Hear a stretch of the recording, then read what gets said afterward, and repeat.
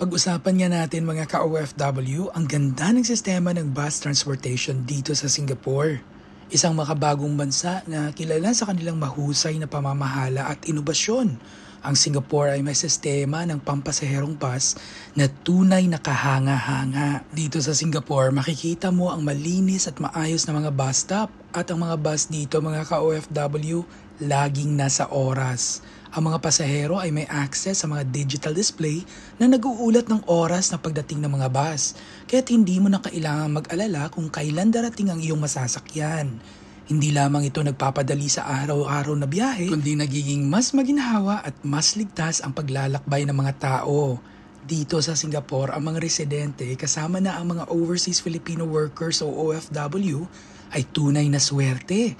Sa bawat umaga, makikita mo ang mga tao na nagmamadaling pumunta sa kanilang mga trabaho. Saksi sila sa isang sistemang sumusuporta sa bawat isa na nagbibigay daan sa mas maginhawang buhay. Sa Pilipinas, marami pa tayong kailangang ayusin sa ating sistema ng pampasaherong transportasyon. Madalas, ang mga bus ay hindi nagiging nasa oras at ang mga pasahero ay nahihirapang makahanap ng maayos na sasakyan. Nakikita at ramdam namin itong mga OFW. Kaming may mga pangarap na sana ay magkaroon din tayo ng ganitong sistema sa ating bayang minamahal.